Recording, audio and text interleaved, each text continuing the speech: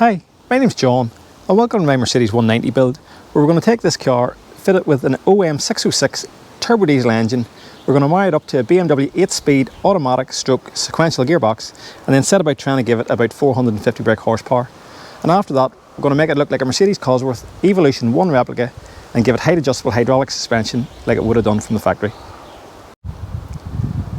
Well, if you haven't seen this channel before, its main focus is building the Metro 6R4 out of a Porsche Boxster. But I've decided I want to build myself a bit of a daily driver here, something sensible but obviously not too sensible, and so that's how this project has came about. Now, if you want to look back at the last episode of the Metro 6R4, titled, I think the thumbnail says Door Drama, there's an introduction to this, and so I'm going to keep it quite brief here. But basically, I bought this car locally. It's a 2.6 car, which is a 6-cylinder. The reason why I bought it is basically because it's really very solid, even though it looks quite rough. But basically, because I bought it locally, it saves me about £500 bringing one out of England. This is probably the worst looking bit on it, but this isn't going to matter because we're going to end up cutting this away to fit those Mercedes Cosworth Evolution 1 arches. And it just so happened that it already is a 6-cylinder car, which is obviously going to help us greatly because where a 6-cylinder is, a 6-cylinder will go. There are some differences between the 6-cylinder and 4-cylinder cars. Now, I'm not sure on all of them, but I know the engine mounts are different. I think the steering box might be different, and certainly this cross member is different because this actually bolts out of a 6-cylinder car to allow you to remove that bigger engine and gearbox. But on a 4-cylinder car, this is welded in, and so you would, if you started with a 4-cylinder car, you'd have to do something around that. Okay, and I think it's also maybe got a bigger diff and things like that. But basically, that's what we're starting with here. Now the plan here now is we need to get this engine out and we need to trial fit the new engine and gearbox and see what we're up against. But because I'm going to end up painting this car black, I'm also going to end up having to paint the engine bay, and so basically I may as well just gut the whole front end of this here.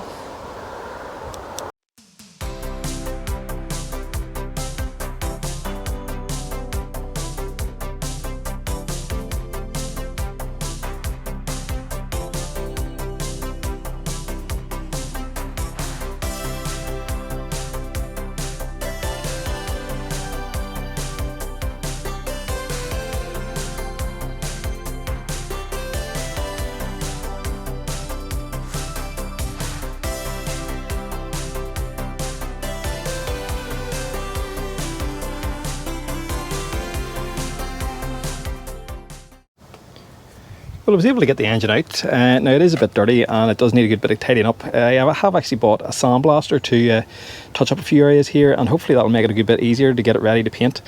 So it shouldn't be too bad. Now on to the first issue that we're going to face here. So we'll get on to some of the more interesting things that I bought to make this project work later on, but for now we'll look at the gearboxes. So this is the gearbox that came out of it, and this is the new gearbox out of the BMW. Okay, so as you can see, it's obviously a good bit wider. Now there is a guy on YouTube, I think his channel is called Drift and Rust, and he has fitted an 8HP to a Mercedes 190 before. But the box that he has fitted is an 8HP 45, and it's a good bit smaller than this. This is a 8HP 70, and we need this to handle the torque of the diesel. Okay, so with this being a good bit bigger, it's going to require a bit more work. Now, I'm led to believe that this box would some way fit in there, but it would have to hang a good bit below the bottom of the car, and by my measurements, something like 3 inches, which isn't really going to work for me. So I'm going to have to cut this tunnel to get this to fit. But what I really want to achieve is try and get this output flange here at the same height as what it would have been on the Mercedes, so that the prop shaft is still going in line, but we'll have to see how that works out. But I do believe that no matter what I do, this sump area is still going to be probably the lowest point of the car, okay, and it's made of plastic. So basically this is why I want to fit the height adjustable hydraulic suspension. It isn't a lowered. In fact, I really only wanted a sort of a reasonably nicely lowered height, but I want to have it so that I'm able to lift it up to clear speed bumps with this plastic sump. So basically what I'm going to have to do is cut the top of the gearbox tunnel and fit this in and see where we're at with it. I also think that because it's a good bit wider, I think that I'm going to have to cut a slice up either side of the tunnel and widen it as well. But we'll have to see how we get on with that. But I think for now what we'll need to do is get the diesel engine out of the donor car and mate these two together and try and get it in there. I'm getting ready to take this engine out, but what I'm going to do is I'm going to run it up to temperature, take this inlet manifold off it and try and remove the 6 heater plugs, because apparently it's a lot easier to do whenever the engine's warm. but hopefully I don't shear any of them, and I don't intend to film it, so you'll not see it unless I actually shear some of them. But I'll talk about what I'm going to do here with them taking this engine out. So there's a few ways that you can run this engine in another car, and the easiest one by far is to replace the injection pump down here with a mechanical one off an earlier car, okay? But I'm not going to do that because it gets complicated trying to get that to work with the gearbox, although it can be done. The other option is you keep all of the wiring here and you use a remapped standard ECU, okay? And I'm not going to do that either. So what I've done is I've got this here, which is, as far as I'm aware, the only standalone system that will run one of these mechanical electronic fuel injection pumps, okay? And what I'll have to do is make up a loom for this. So what I'll do is I'll keep basically all the wiring loom, and then I'll trim it down and try and see if I can make a loom up to go to this. But basically the plan here is just to keep as much of the electric as possible. So I did have an unexpected problem. So it turned out that the transmission line is leaking. So the only thing I could think to do here is basically collect the oil, and then I'll swap it with this one and pour it in here at the top. So basically I just have to keep doing that until the engine's warm enough. I'm not particularly worried about the gearbox, so as long as it holds together for the next 10 or 15 minutes, it'll be fine.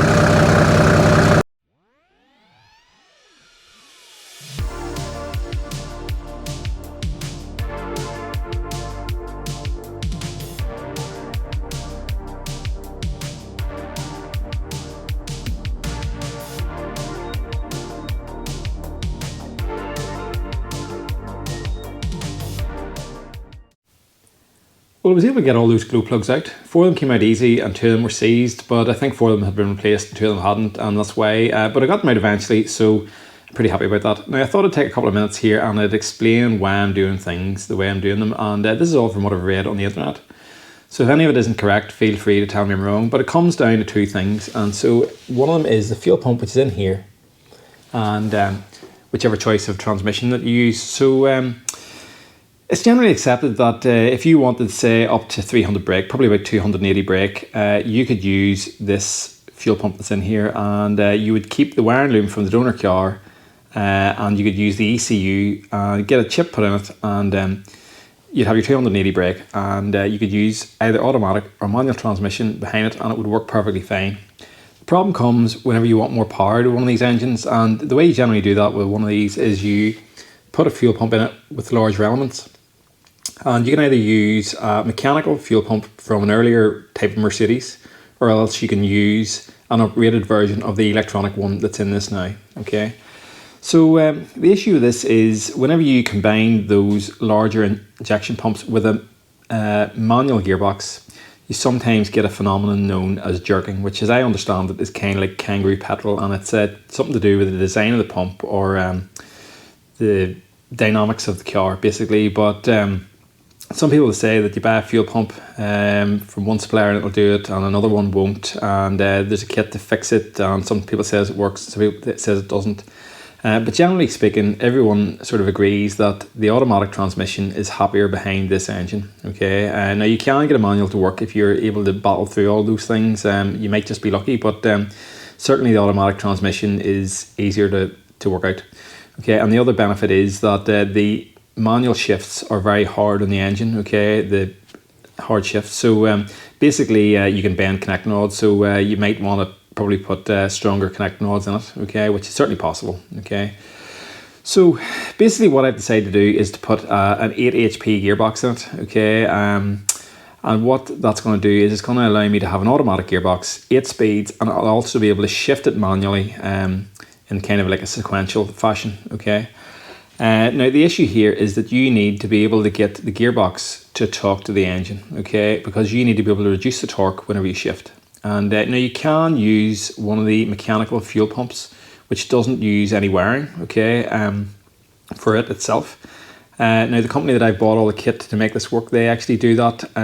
They use a brand of ECU called a Max ECU, and they've got it to talk to the gearbox and also actuate a solenoid that basically acts on a lever and pulls back the diesel, okay. So it's kind of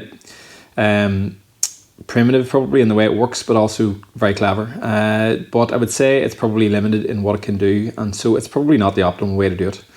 The other thing you could do is you could use the ECU and wiring loom out of the donor car, okay, and you can get it to talk to a TCU, which can talk to this gearbox, and it'll all work fine, okay. And there's various brands of TCU that you can use. I'll show you one of them in a minute.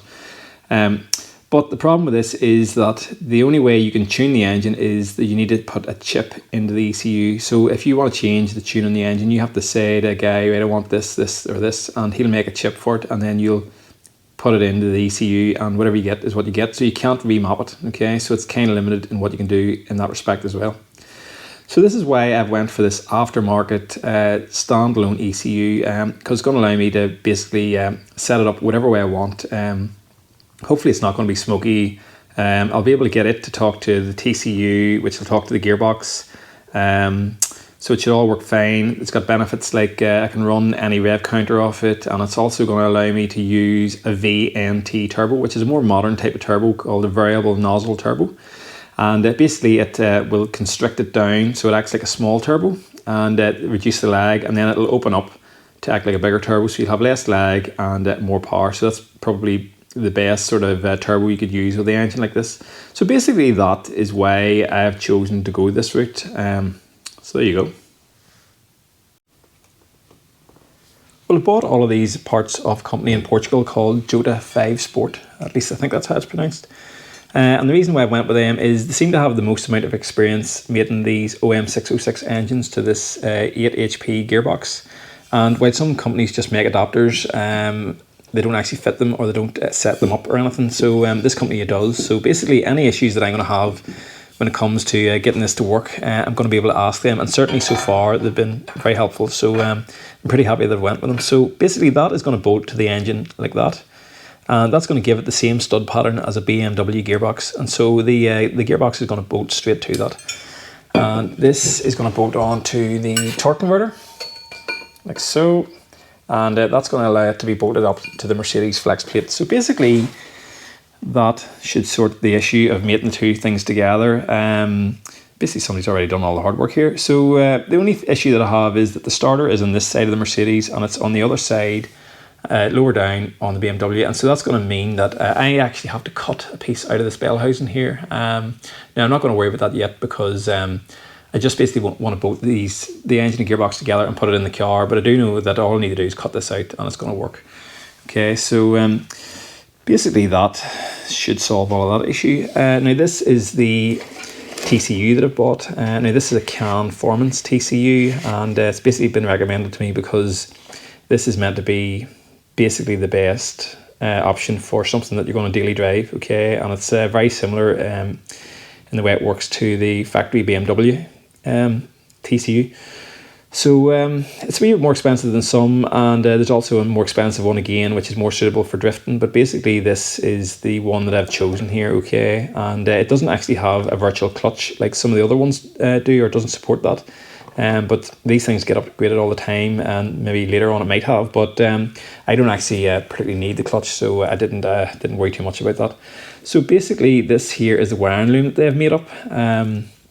I think I've only like 5 wires or 7 wires or something to join into the car and the engine loom that I'm going to have to make, so that should be quite straightforward, hopefully. But as for the engine, certainly these om606 engines have been put into Mercedes 190Es a lot, okay, so it's definitely been done before. Now, I'm not so sure how many times it's been done with an 8 HP, but certainly the engines go in. And the way most people normally do it, as far as I'm aware, is you use these factory mounts that come off the 6-cylinder 190E, okay. But what this company's recommended to me is these that they make, okay. So basically what these do is they allow you to mount the engine lower down and further back, and being lower should hopefully mean that you don't have to cut as much out of the gearbox tunnel to fit this in, okay. Now the only issue with this is obviously it's a balance between ground clearance and clearance for the tunnel, so I'm going to have to see where this all pans out. You're meant to use these BMW gearbox mounts with them, okay, and these are actually shorter than the original Mercedes mounts. They're probably 20 or 30 mil shorter already, okay, and then these give you the option of mounting it I think another 20 mil further down. So I think it's something like this engine could be potentially be 40-50 mil lower than from using these here, okay. As I say, they also allow you to mount the engine further back, and I think they move it back a minimum, from what I can measure here, about 20 mil or possibly up to 30 mil, okay. Now the only issue here I have with this is that these are going to be suited, they're made in Portugal, so they're going to be suited to a left-hand drive car, and on a right-hand drive car we have a steering box right beside the exhaust manifold, and so the further this engine goes back, I think the less room I'm going to have for a downpipe, and so I don't know if these are going to work. I also don't know if these are going to work either, but basically I think what I'm going to do is try the factory ones and basically see how far away we are, and certainly if they don't work I have more options here.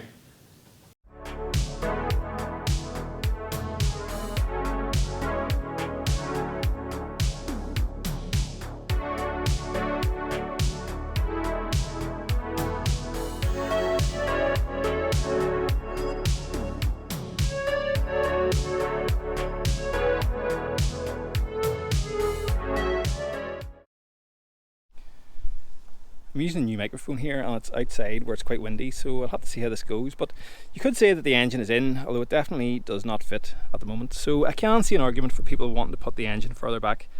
Basically the sump is sitting on the anti-roll bar. Now I don't think that's the biggest of issues, because I think I've seen where some people have like moved this bracket down, and that'll obviously give you a bit more clearance, and that would be easy enough to sort. My research though has suggested that while most people use these aluminium engine mounts in here, or certainly some people do, what they do is they combine it with the rubber mount from the diesel car that the engine came from, which I think are slightly shorter, and so that would lower the engine more. And the reason why you'd want to lower the engine more is because it's basically too high. It's sitting so high that the bonnet touches it. Now part of the reason for this is because the gearbox is hanging down at the back, and that's pushing the front of the engine up. But I think from what I've researched, basically in this configuration this engine's going to be too high, so I will need to get it down. So I'm probably going to try those other engine mounts next. The reason why I wanted to try and keep the engine as far forward as possible is because in here I need to try and get a 3-inch downpipe, and there isn't really 3 inches to play with there just yet. And obviously the major issue here is, let's see, the gearbox. So yeah, that's basically about as high as it's going to go there. I think part of the reason is because the anti-roll bar at the front is stopping the engine from going down, and that's stopping me putting the gearbox up at the back. So I think what I'm going to do is I'm going to remove the anti-roll bar, I'll take the engine out, put the other engine mounts in, and I'm going to have to put it back in again and jack it up and just see how far I can get it before I decide what I'm going to cut. But certainly some cutting is going to have to be done here.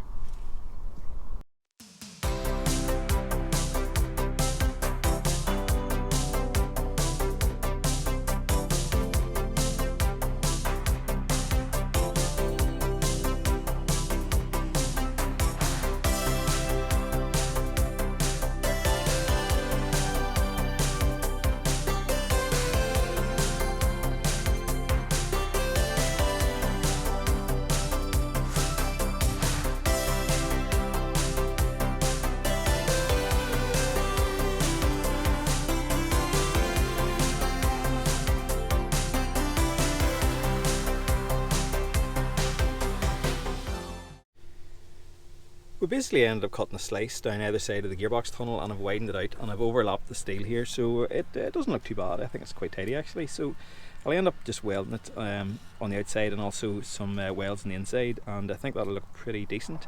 I do also now need to cut a bit out of the top because the gearbox is touching right about there. Okay, so I'm going to need to cut something along here, down here, and probably along there. Now I'm probably not filming this because I want to shore up inside here with plenty of cardboard, because I don't want the grinding sparks hitting the glass. You definitely don't want to do that because it'll damage it.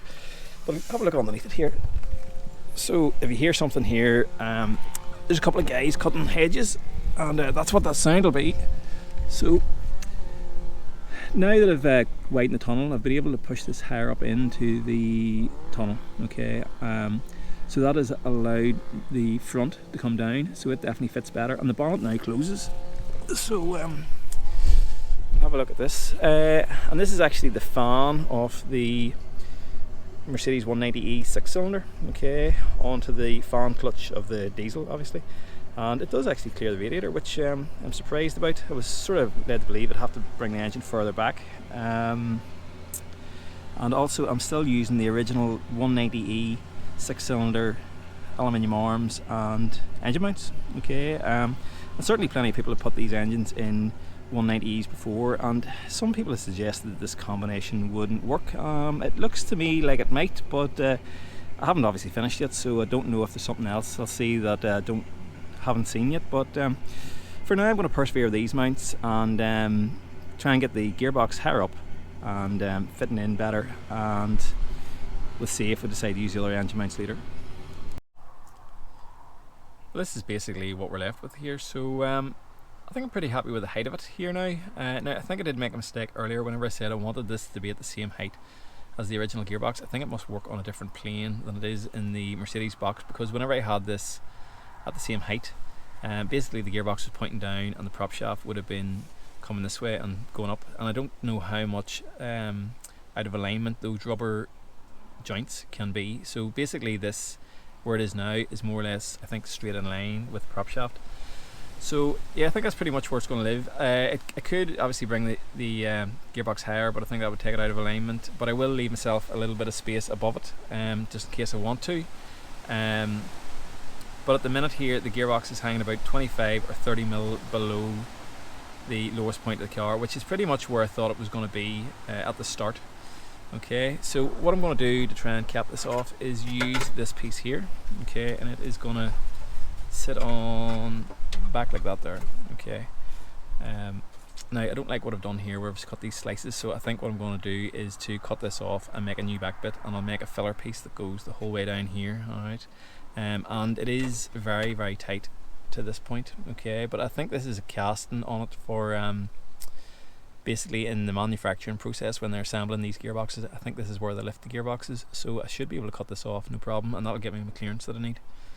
So yeah, basically that's going to be something like that, I think. Hopefully it'll look tidy enough when it's finished, but now I am pretty happy with where this all sits, and I do think it's going to work okay. But since I have these other aftermarket engine mounts, I'm going to try them anyway, and these are the BMW rubber mounts that they recommend to use with those. And if you notice, this point is central and this is not. Okay, so I'm not really sure how you're meant to fit these. Possibly you're meant to re-drill the hole on the chassis off center or something.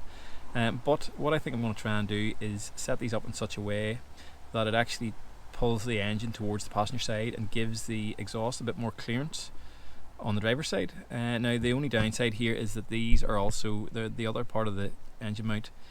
The steel part is going to pull the engine and gearbox back, and so that might cost me a bit of room, but since I have these, I'm going to try them anyway and see what way they work. Well, I fitted these new steel arms with the old rubbers just to see how we got on, and I've adjusted this bracket so that it's setting the engine as low as possible. Now we have got more room at the front. I would say probably about an extra 3/4 of an inch is what the engine has moved back. It doesn't seem to have made too much difference in this area. I mean, there's still really not enough room. The only difference is that I would say the engine is marginally higher, probably 5 mil maybe at most in here, okay, between the cross member and the engine. So I think what I'm going to need to do is to try these now with the BMW mounts. So just swapping over to these BMW mounts, you can see that these actually have a recess, okay, and this hole is quite big. It's quite a bit bigger than these BMW mounts, so I think what you probably have to do is cut a little disc with a smaller hole in the middle of it and weld it in. But listen, that would be the least of your worries trying to do a job like this. So I'll have to just work out what way I want to orientate these, but there's certainly plenty of scope to move them anyway. Well, as you can see, I fitted those BMW rubber mounts, but I do have a problem. They're actually bent that way, okay, and the reason for this is that the gearbox bell housing is touching the tunnel on the passenger side, and that's twisting the whole engine around and forcing it forward there.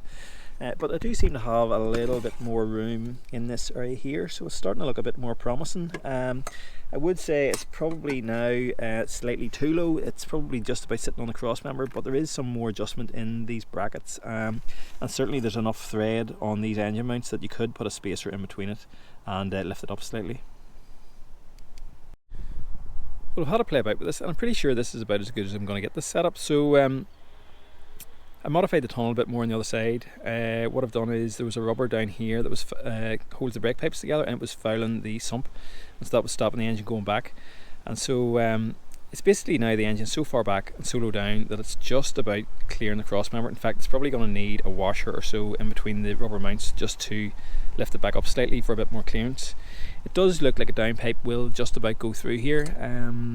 I will have to modify a bit of bodywork here, but I was always probably going to have to do that, so it doesn't really surprise me. I do have some more room for my radiator here, although I'm not really sure I needed anything more there, but it definitely is better here for clearance of this water pipe and the power steering pump, so that's good.